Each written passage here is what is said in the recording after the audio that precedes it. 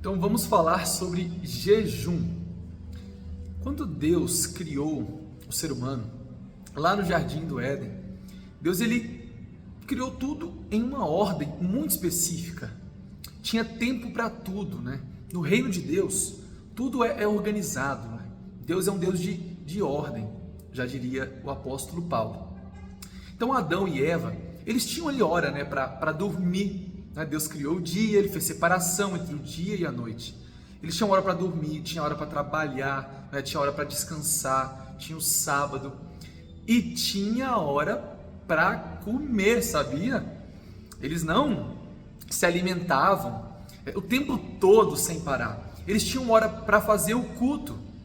Todo dia, pela manhã, no entardecer, pôr do sol, Deus vinha, o próprio Deus, e realizava o culto com eles.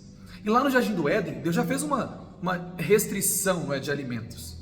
Deus falou aquilo que eles poderiam comer, frutas, grãos, cereais, e Deus falou que não poderia comer. Só que não é só o que não poderia comer, também tinha a hora certa de comer aquilo que era bom. Vamos dar um exemplo? Eclesiastes capítulo 3 nos fala que tem hora, tem tempo para tudo debaixo do sol, não é? Tem hora para trabalhar, tem hora para descansar, para sorrir, para chorar, e tem hora para comer. E tem hora que não é para comer, tá bom? Vamos dar um exemplo? O jejum na Bíblia, ele acontece algumas vezes. Então, primeiro, o jejum, ele tem que acontecer na nossa vida todo santo dia, entre uma refeição e a outra.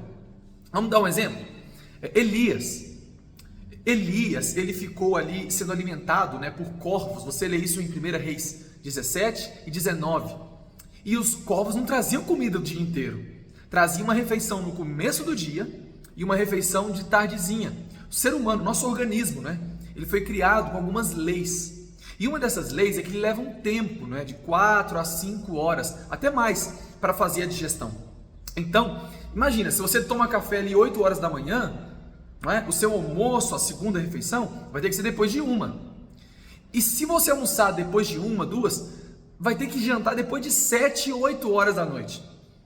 E se você comer depois de 7 horas da noite, 8 horas, todo dia, com esse hábito, uma coisa, é um momento especial. Estou falando aqui de costumes, de rotina. Se você come 7, 8 da noite, vai dar 10 horas, você tem que dormir, Deus criou o corpo com leis, com ordens, e você não vai conseguir dormir na hora certa. E se você dormir na hora certa, não vai descansar bem. E se você for esperar a digestão terminar, você vai dormir 1, 2 da manhã, só que aí já deu fome de novo, não é? E aí vai ter que comer de novo, e aí o corpo não descansa, a mente não descansa, a gente fica impaciente, sem domínio próprio, sem mansidão, e não sabe por quê, não é mesmo? Então assim, primeira coisa, então, o jejum tem que acontecer todos os dias, Nosso corpo tem que jejuar ali, de 4 a 5 horas entre cada refeição. E se você puder fazer 2 refeições só por dia, e pastor, o que eu vou fazer antes do almoço, entre o café e o almoço? O que eu vou fazer entre o almoço e a hora de dormir? Água, E se for para tirar uma refeição, tira de noite, não tira de manhã. De manhã eu não tenho fome. Geralmente a gente não tem fome de manhã porque a gente comeu à noite, entendeu? E comeu perto de dormir. Não deu 3, 4 horas para descansar. Então faça igual Elias. Elias recebia dos corvos. E quem que mandava o pão e a água para ele? Era Deus. Deus mandava na hora certa, 2 vezes por dia. Deus não mandava 3, 4, 5 vezes. Então tem a hora certa. Mas tem hora que não é nem para comer nada. Por exemplo, Levítico 23 fala que tinha o dia da expiação. E nesse dia da expiação é dito para nós que o ser humano tinha que afligir a alma. O que é afligir? Ficar em profunda análise do coração.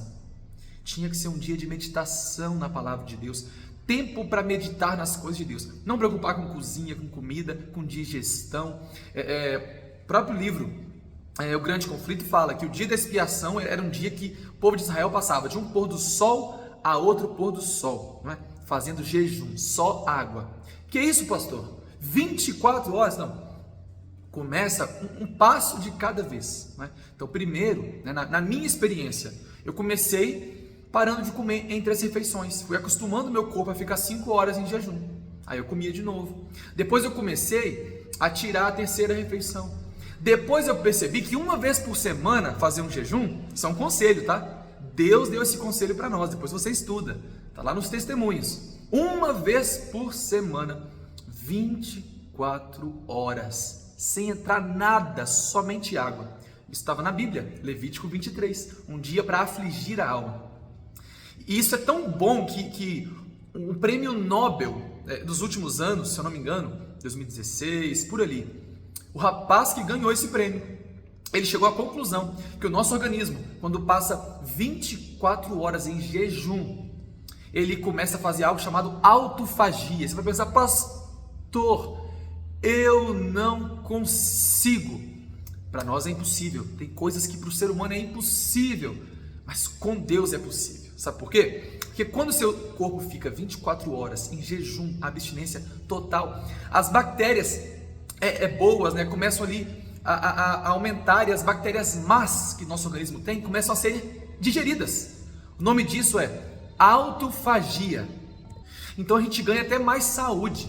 Mas o mais interessante de tudo isso é que assim, o nosso corpo precisa de sangue, né, para funcionar. E esse sangue, ele geralmente fica espalhado pelo corpo. Na hora que você está estudando muito, concentrando muito em algum assunto, o sangue vem para o cérebro.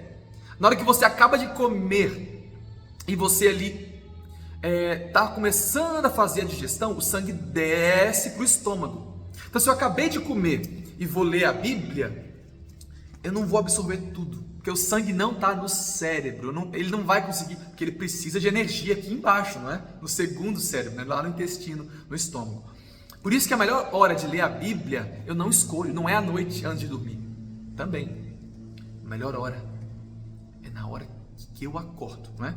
Essa é a melhor hora que meu cérebro está com mais sangue, antes de comer, antes do café da manhã, não faça depois. Então, quando eu fico em jejum, um dia em jejum, eu vou começar a entender o objetivo do jejum. O jejum eu não faço para barganhar, para conquistar algo que eu quero. Senhor, eu vou ficar em jejum para o Senhor me dar. Essa religião de sacrifícios para Deus dar algo para nós é paganismo, tá bom? O cristianismo é assim, Deus já me deu tudo de bom, mas para eu às vezes entender qual que é a vontade dele, qual que é o plano bom dele para mim, eu preciso abster de alimentos.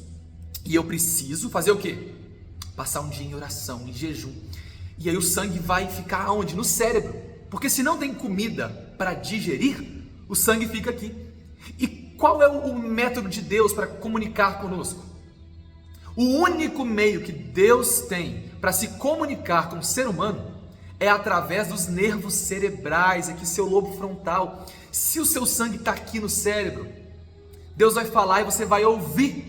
Olha que bênção, a nossa mente vai estar boa. Eu conheci um rapaz que ele estava numa desilusão amorosa e até ele decidir com quem que ele ia casar, ele ficou em jejum, acho que foi um ano comendo só pão e água, não é?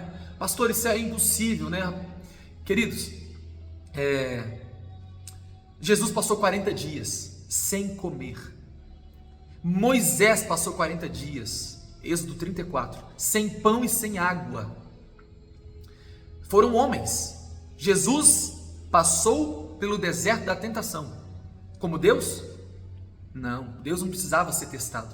O homem que precisava de uma segunda chance foi Jesus, um ser humano que fez aquilo. Foi um ser humano, entendeu? Passar fome, sentir fome, está lá em Deuteronômio 8. Deus levou o povo dele no deserto a sentir fome. Essa é a vontade de Deus para nós, tem hora, sabia? Passar fome, para o sangue estar aqui no cérebro, para a gente poder tomar decisões corretas. Queridos, muita coisa na vida a gente decide errado, toma decisões erradas, porque nós estamos com a mente embotada, não consegue raciocinar bem, porque o sangue está o tempo todo trabalhando, o corpo fica cansado, a mente não consegue raciocinar. Mateus 6 nos disse para não viver preocupados com o alimento, nem com a roupa. Será que a gente não tem se preocupado demais com a comida? Será que a gente não consegue ficar um dia sem comer? Experimente isso. você vai ver como é que a sua mente vai estar aberta para ouvir a voz de Deus.